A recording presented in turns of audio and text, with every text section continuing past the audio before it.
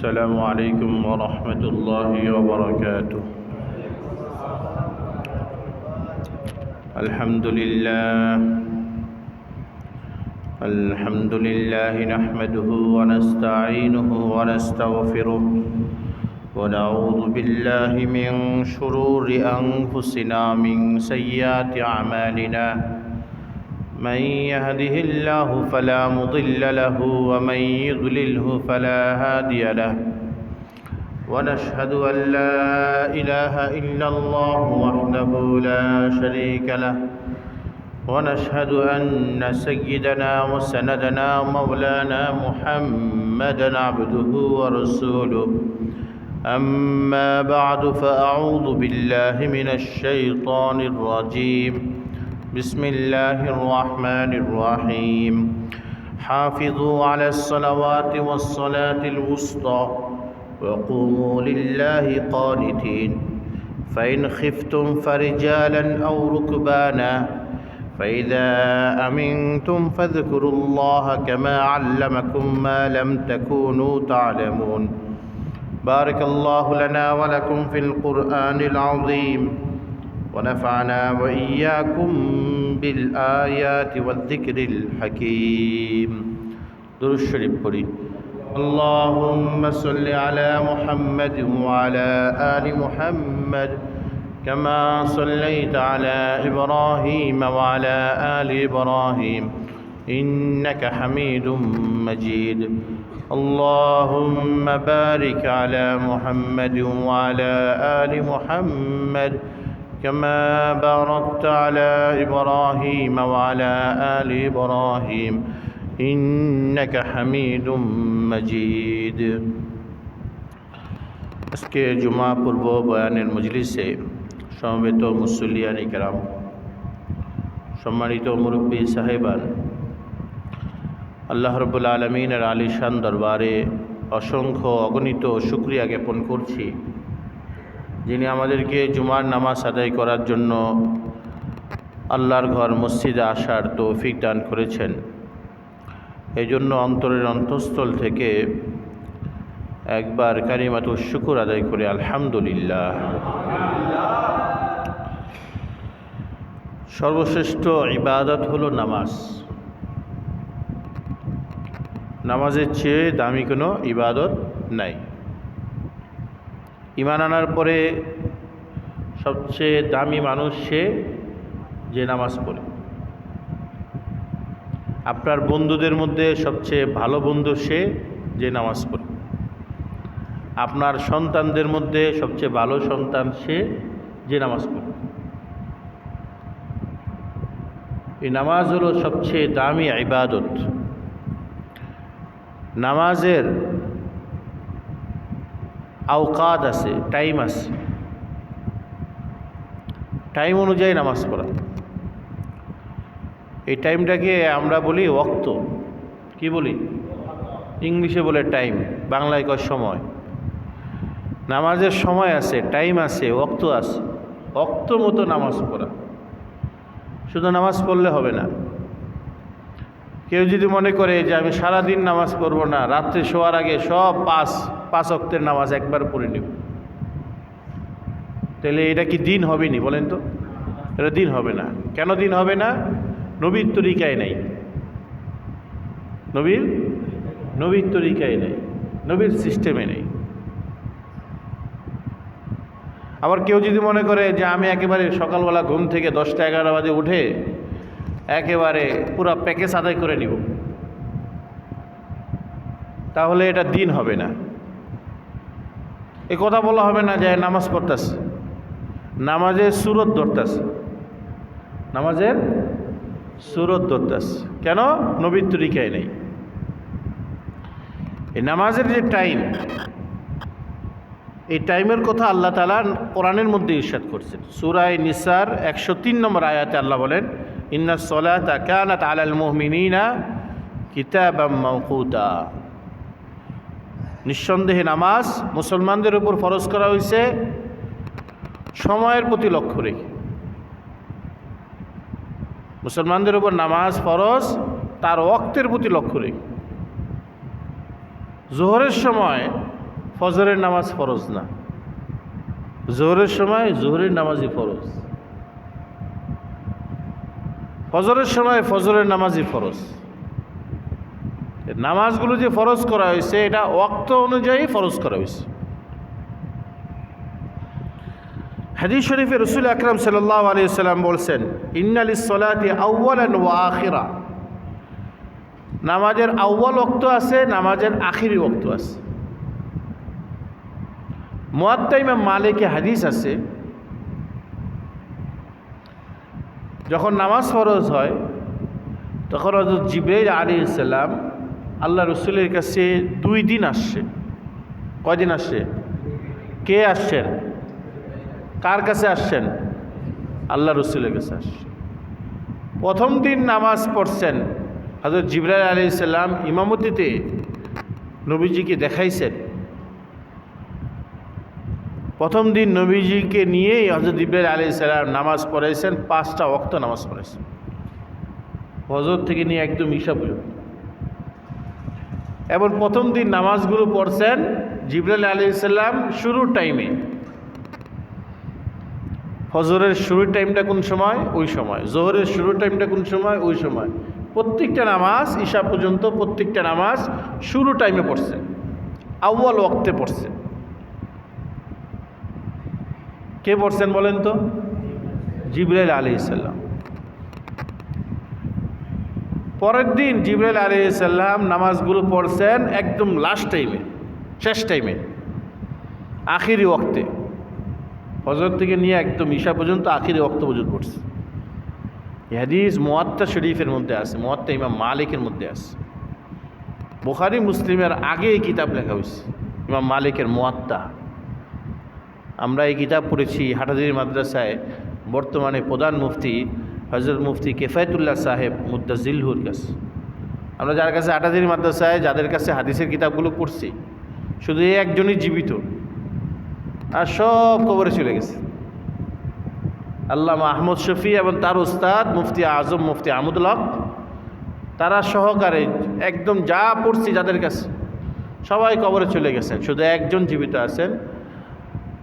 তিনি হলেন হযরত মুফতি কিফায়াতুল্লাহ সাহেব, হাটাজারি মাদ্রাসার বর্তমানে বড় মুফতি, প্রধান মুফতি।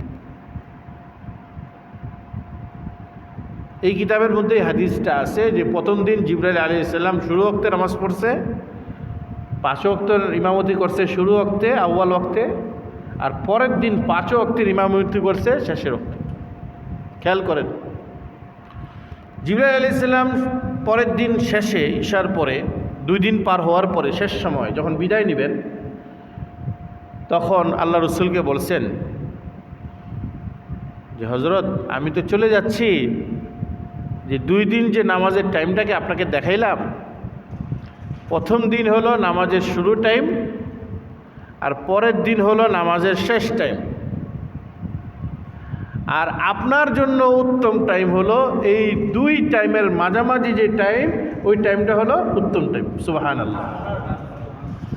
এই জন্য আমরা শুরু টাইমে পড়ি না, শেষে টাইমে পড়ি না, মাঝামাঝি টাইমে পড়ি। ইমাম আজম ইমাম আবু হানিফা রহমতুল্লাহি আলাইহি ইনি মাঝামাঝি টাইম করছে। তবে মাগরিবের টাইমটা একটু মনে রাখেন, মাগরিবের টাইমটা শুরুতে পড়তে হবে। মাগরিবের টাইমটা দেরি করা এটা মাকরু। তখন মাগরিবের আসর থাকে না, মাগরিবের প্রভাব থাকে না, তখন ঈশার প্রভাব হিসাব। আমাদের এই মসজিদে আমি এক সময় বয়ান করতাম মাগরিবে, এবং অনেকে আলহামদুলিল্লাহ এই বয়ানগুলো খুব পছন্দ করত। কোনো কোনো আলেম বলতেন, অনেক দিনদার মুসল্লিরা বলতেন যে এগুলো লিপিবদ্ধ করা দরকার, 2 মিনিট 3 মিনিট, কিন্তু আমি এটা বন্ধ করে দিচ্ছি। কেন? মাগরিবের সময়, মাগরিবের আজানের পরে, ফরজ নামাজের আগে, কথাগুলো বলে যাব, শুনে যাবেন। মাগরিবের সময়, মাগরিবের আজানের পরে, ফরজ নামাজের আগে নফল পড়া যাবে কি যাবে না, ওলামাদের মধ্যে ইখতিলাফ আছে, মত ভিন্নতা আছে। ইমাম আবু হানিফা রহমতুল্লাহ আলাইহি এবং সাহাবা তাবিঈনদের একটা বড় জামাত, তারা বলেন যে আজানের পরে নামাজই পড়া যাবে না, কোনো নফল পড়া যাবে না। যখন নামাজ পড়ার ব্যাপারেই তাদের দ্বিমত আছে, সুতরাং বয়ান তো এটা নামকা আসতে একটা জিনিস, এটা কোনো দরকার নেই। দ্বিতীয়ত, এই মাসলা আমি 3 জন আলেমকে জিজ্ঞেস করছি, এই 3 জনের মধ্যে একজন কবরে চলে গেছেন, বাকি 2 জন আছে। একজন হলেন আমার প্রাণপ্রিয় ওস্তাদ হযরত মুফতি আজম মুফতি আব্দুল সালাম চাটগ্রামী রহমতুল্লাহ আলী। আরেকজন হলেন বাইতুল মুকাররমের খতিব হযরত মাওলানা আব্দুল মালিক সাহেব দামাত বরকাত। আরেকজন হলেন ঢালকানগরের পীর হযরত মাওলানা মুফতি জাফর আহমদ দামাত বরকাত। এই 3 জনের একই কথা যে এই সময় এই বয়ান করা এটা সহি না। জায়গায় জায়গায় বয়ান হয়, আপনি দেখবেন 5 মিনিট বয়ান হয়, আবার নামাজ পড়ে আরও লম্বা সূরা ধরে, অথচ মাগরিবের নিয়ম হলো ছোট ছোট সূরা পড়া। এটা আল্লাহ রসুলের সুন্নত। এই জন্য আমাদের মসজিদে আমরা ছোট ছোট সূরা পড়ি, এবং আমি না থাকলে যারা নামাজ পড়ায় তারা ওদেরকে বলে দেই ছোট ছোট সূরা পড়ো। এই জন্য মাগরিবের ওয়াক্ত ছাড়া বাকি সমস্ত ওয়াক্তের মধ্যে নামাজ পড়তে হয়, দরমিয়ানি নামাজ পড়তে হয়। এখন আসেন, নামাজের টাইম অনুযায়ী নামাজ পড়া এটা হলো নিয়ম। নামাজের টাইম অনুযায়ী নামাজ পড়া এটা হলো নিয়ম। এই জন্য আল্লাহ তাআলা পবিত্র কোরআনে বলছেন, হাফিজু আলাস সালাওয়াত ওয়াস সালাতিল উসতা, তোমরা নামাজের প্রতি যত্ন নাও। আলাস সালাওয়াত, সব নামাজের প্রতি যত্ন নাও, বিশেষ করে ওয়াস সালাতিল উসতা, বিশেষ করে দরমিয়ানি নামাজ, মাঝের নামাজ, মাঝের যে নামাজটা আছে ওই নামাজের প্রতি যত্ন নাও। মাঝের নামাজটা কোন নামাজ? কেউ কেউ বলেন এটা ফজরের নামাজ, কেউ কেউ বলেন জোহরের নামাজ, কিন্তু অধিকাংশ মুফাসসিরদের রায় হলো যে মাঝের নামাজটা হলো আসরের নামাজ। কোন নামাজ ভাই? আসরের नामाज। मुतअद्दिद सही अहादीस में सलात उस्ता की तफसीर नमाज আসর से आई है। বিভিন্ন সহি হাদিসে এই কথা বলা যে আসরের নামাজ। আসরের নামাজটা হলো মাঝের নামাজ। কীভাবে মাঝের নামাজ? এটা দিনের শুরুতে 2 নামাজ রাখছে, রাতের ওখানে 2 নামাজ রাখছে। দিনের 2 নামাজ রেখে আসছে মাঝে, ফজর আর জোহর রেখে এটা মাঝে আসছে, আর ওখানে রাতের মাগরিব আর ইশা রেখে মাঝে আসছে। এই জন্য আসরের নামাজ। আসরের নামাজটা হলো মাঝের নামাজ। আসর নামাজের প্রতি বিশেষ গুরুত্ব দেওয়ার কথা কেন বলছে? এই জন্য বলছে আসরের নামাজের প্রতি যে এটা মশগুলিয়াতের টাইম, এটা ব্যস্ততার মুহূর্ত, এবং এটা ঘুমের মুহূর্ত। অনেকে এই সময় আরামে ঘুমায়, এই জন্য এই নামাজটার প্রতি বেশি গুরুত্ব দাও। অনেকে ব্যবসা বাণিজ্যে কায় কারবারে বেলা শেষ হয়ে যায়, এই জন্য এই সময়টায় কায় কারবারটা বেশি মনোযোগী হয়ে পড়ে। এই জন্য বলছে যে এই টাইম অনুযায়ী নামাজের প্রতি বিশেষভাবে লক্ষ্য রাখো, টাইম অনুযায়ী নামাজ পড়ো। যদি শাদীদ খতরা হয়, কঠিন যদি সমস্যা হয়, তারপরে নামাজ পড়ো, টাইম অনুযায়ী নামাজ পড়ো। ফাইন খিফতুম, যদি সমস্যায় পড়ো, ভয় করো, ফারিজালান আও রুকবানা, শান্ত অবস্থায় স্বাভাবিকভাবে নামাজ পড়ো। আর আতঙ্কের অবস্থায়, ভয়ের অবস্থায়, তখন অস্বাভাবিক অবস্থায় হইলেও অস্বাভাবিক পদ্ধতিতেই নামাজ পড়ো। গাড়িতে আসো, নামতে দিতেছে না, কিছু কিছু পরিবহন আছে নামাজের সময় টাইম দেয় না, আছে না এরকম পরিবহন?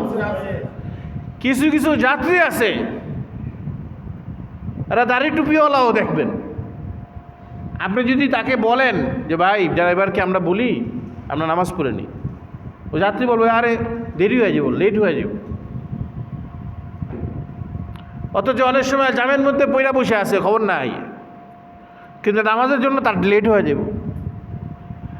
এমন যাত্রী আপনার ডানে বামে পড়ে কি পড়ে না? পড়ে। এখন আমার একটা কথা মনে আছে, আজ থেকে 17-18 বছর আগে, 16-17 বছর আগে আমি কোথাও একটা প্রোগ্রামে যাচ্ছিলাম, তা আমার সাথে আমার কিছু আপনজনও ছিল, 15, 16, 17 বছর এরকম হবে। তো বললাম যে আসরের সময় শেষ হয়ে গেছে, আসর নামাজটা পড়ি। কারে ওখানে যাইতে এবং মাগরিবের সময়, এখন যদি আসর নামাজ পড়ি তাহলে মাগরিব ধরতে পারব না, মানে মাগরিবের সময় যাইতে হবে এই কথা বলার কারণে সে আসরের নামাজটা পড়তে যেতেছে না। আমি কি, এটা তো হয় না, তার কথা রক্ষা করার চেয়ে আগে তো নামাজ পড়ে নিই। তো বলছিলাম যে এই যে যদি এরকম পরিস্থিতি হয় তারপরও তুমি বাসের মধ্যে, পরিবহনের মধ্যে নামাজ পড়ে নাও, একটু ঘুরে মুড়ে পরিবহনের মধ্যে নামাজ পড়ে নাও, বিমানের মধ্যেও নামাজ পড়ে নাও, রেলগাড়িতেও নামাজ পড়ে নাও। ফাইদা আমিনতুম, যখন স্বাভাবিক অবস্থায় থাকবে, ফাযকুরুল্লাহ কামা আল্লামাকুম মা লাম তাকুনু তা'লামুন, স্বাভাবিক অবস্থায় আল্লাহকে স্মরণ করো, নামাজ পড়ো, সেভাবে নামাজ পড়ো যেভাবে তুমি নামাজ পড়তে আগে জানতা না, অর্থাৎ রসুলের মাধ্যমে তুমি জানছো, ওলামাদের মাধ্যমে তুমি জানছো, যেভাবে জানছো সেভাবে নামাজ পড়ো। দেখেন, নামাজটা দেখতে হয়, কিভাবে নামাজ পড়ে এটা দেখে দেখে শিখতে হয়, শুনে শুনে না, দেখে দেখে শিখতে হয়। একদিন ইনশাআল্লাহ জুমার দিনে কোনো বয়ান হবে না, একদিন ইনশাআল্লাহ জুমার দিনে শুধুমাত্রই নামাজের তরতিব, নামাজের কাইফিয়ত, নামাজ কীভাবে পড়তে হয় এটা দেখানো হবে। টাইম দিয়ে দিব, অমুক জুমায় আসবেন সবাই, এই টাইমে আসবেন, একই টাইমে আসবেন ইনশাআল্লাহ, আমি বলেই দিব ওই টাইমে আপনাদেরকে নামাজ পড়ব ইনশাআল্লাহ। ওই 1 সপ্তাহ আগে গেছিলাম যাত্রাবাড়িতে, সেখানে আরবদের একটা জামাত, মক্কা এবং মদিনা বাসিন্দা, তারা শুধু আরব না, মানে মক্কার বাসিন্দারা, মদিনার বাসিন্দারা, এরা বাইতুল্লাহর প্রতিবেশী, এরা রওজায়ে আকদাস মদিনার প্রতিবেশী, রসুল্লাহর প্রতিবেশী। এই জামাত আসছে, ওলামারাও এখানে, আলেমরা। তো সেখানে গেছি, সেখানে তারা বলতেছেন, ওই আলেমদের, এই মক্কি এবং মদিনী যারা, তারা বলতেছেন যাত্রাবাড়ি, আমাকে বলতেছেন যাত্রাবাড়ি মাদ্রাসা আইসা খুব ভালো লাগছে। কেন? এখানের শায়েখ তিনি দেখলাম যে ছাত্রদেরকে, মুসল্লিদেরকে, এদেরকে দাঁড়ায় দাঁড়ায় নামাজ পড়ানো শিখাইতেছে। এটা তো আমাদের দেশেও নাই, আমরা তো কিতাব দেখে দেখে নামাজ শিখাই, আমরা নামাজ শিখছি, কিন্তু ডাইরেক্ট কাইফিয়াত সিস্টেম শিখায় দেয় এটা নেই। আমাকে বলতেছেন তারা, এই আরবরা বলতেছে, আলহামদুলিল্লাহ। পরে আমাকে জিজ্ঞাসা করছে কোথায় পড়ছে, হাটাজারি মাদ্রাসায়। পরে বলছে হাটাজারি মাদ্রাসায় গেছিলাম, এক বয়বৃদ্ধ শেখ, সেখানে দেখলাম এক লোকে 2000 ছাত্র তার কাছে বুখারী শরীফ পড়তেছে। আরও 7-8 বছর আগে গেছিলাম, আমার বলতেছে, আমি বলছি আমি তার কাছেই বুখারী পড়ছি। এই কথা বলা শোনার পরে তারা আমার কপালের মধ্যে, আমার ধৈর্য, আমার কপালের মধ্যে চুমা দেওয়া শুরু করছে। আনতা তিলমিজ আর শেখুল ইসলাম আল্লামা আহমদ শফি রাহিমাহুল্লাহ তাআলা, যে তুমি ওই শায়েখের কাছে বুখারী পড়ছো, এটা সৌভাগ্যবান ব্যক্তি। এই জন্য আমার এই কপালের মধ্যে তারা চুমা দেওয়া শুরু করছে, আলহামদুলিল্লাহ। এই জন্য বলছিলাম যে নামাজের কাইফিয়ত, নামাজের ধরন, এটা প্র্যাকটিক্যালি শিক্ষা দিতে হবে। আমি এক সময় বলবো আপনাদেরকে যে অমুক জুমায় আপনারা আগে আগে চলে আসবেন, এবং প্রত্যেক তলার মধ্যে আমি একজন করে সেট করব। এই 2 তলায় একজন আলেমকে সেট করব, 3 তলায়, এইবারে প্রত্যেক তলায় একজন আলেমকে সেট করব। আমি যেভাবে বলবো, দাঁড়ায় দাঁড়ায় বলবো, এই মিম্বার আর মেহরাবে দাঁড়ায় দাঁড়ায় বলবো, আপনারা নামাজে দাঁড়াবেন, কাইফিয়ত বলে দিব, এইভাবে নামাজ পড়েন, ওনারা এইভাবে দেখে দিবে। আপনার নামাজের ভিতরে পাও সোজা আছে কি না, এটা খুব লক্ষণীয় বিষয়। নামাজের ভিতরে পাও সোজা আছে, আলেমদের এত ভুল ধরেন, কিন্তু আলেমরা যদি আপনাদের ভুল ধরা শুরু করে, আপনাদের অজু ছুটে দিব। আলেমদের এত ভুল ধরেন আপনারা, আলেমদের ভুলের কোনো শেষ নাই। আপনাদের দৃষ্টিতে আলেমদের ভুল বলে কোনো শেষ নাই, ভুল আর ভুল, ভুল আর ভুল। আমার ভুল কোনো শেষ নাই, খালি ভুল আর ভুল, আলেমদের ভুল আর ভুল। কিন্তু দেখবেন আপনার ভুলের, আপনি যার ভুল ধরতেছেন তিনি কিন্তু আপনার ভুল শুধরানোর ফিকির রাখেন, আর আপনি যার ভুল ধরতেছেন তার ভুল শুধরানোর ফিকির আপনি রাখেন না, তাকে খাটো করে, তাকে মর্যাদা হানি করার তার চিন্তা রাখেন। কথা ঠিক না ঠিক ভাই? আমার খুব একটা আশ্চর্যের বিষয়, আমার হৃদয়ের মধ্যে এটা খুব ব্যথা লাগছে। একবার আমি যাত্রাবাড়ি মাদ্রাসায় রমজান শরীফে একবার গেছি, আমার হজরতের সাথে দেখা করতে। জোহর নামাজের পরে এই যে নামাজের তালিমের আমি দাঁড়াইছি, তো দাঁড়ানো অবস্থায় আমার এই যে পাটা সোজা আছে কি না, স্বাভাবিক অবস্থায় দাঁড়াইছে সোজা আছে কি না। এবার আলহামদুলিল্লাহ আমি ছোটোবেলা থেকে এক তর্জে পড়ে নামাজ পড়ি, অর্থাৎ আমি এখন মোটা বয়স হয়েছে, মোটা হয়েছে, কিন্তু 4 আঙ্গুল ফাঁক। এখন দেখবেন আমি দাঁড়াইলে 4 আঙ্গুল ফাঁক। ওই ছোটোবেলায় এক তরতিবে মানুষ মোটা হইলে 2 পায়ের মধ্যে ফাঁক বড় হয়, কিন্তু আলহামদুলিল্লাহ আমরা এক তর্জে বড় হয়েছি দেখি এরকম। আমি দাঁড়াইছি, দেখলাম যে কে জানে আমার 2 পায়ের মাঝখানে আঙ্গুল দিয়া মাপতেছে। তো আঙ্গুল দিয়ে যদি মাপে, 2 পায়ের মাঝখানে যদি তার নিজের হাতের আঙ্গুল দিয়ে মাপে, তাহলে আমার পায়ে টাচ লাগবে না? টাচ লাগবে। আমি নিচে তাকায় দেখি যিনি মাপতেছেন ইনি হলেন আমার উস্তাদ হযরত মাওলানা মুফাজ্জল সাহেব দামাদুল।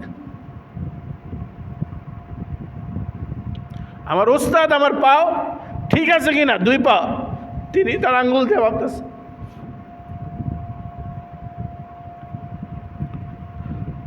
কারণ হযরত বলছেন যে যখন নামাজের ট্রেনিং দেওয়া হয়, তোমরা শিক্ষকরা, হযরত বলছেন তোমরা শিক্ষকরা এটা দেখবা। যার কাছে আমি পড়েছি তার হাত দিয়ে আমার পায়ের মাঝখানে তিনি মাপতেছে। দেখেন আলেম কাকে বলে, ওলামারা মানুষের কত উপকার করে। যাত্রাবাড়ি হুজুরের উনি জামাইও, পুরা মাদ্রাসার শিক্ষা ডিপার্টমেন্টের প্রধান। আমরা তার কাছেও প্রায় 21-22 বছর আগে পড়েছি, তাঁতিবাজার ইসলামিয়া মাদ্রাসায় পড়েছি, আবার এখানেও আসছি। এই জন্য নামাজের ট্রেনিং নিতে হয়। ব্যাস এই আয়াত এবং এই তাফসীর শেষ হলো। এখন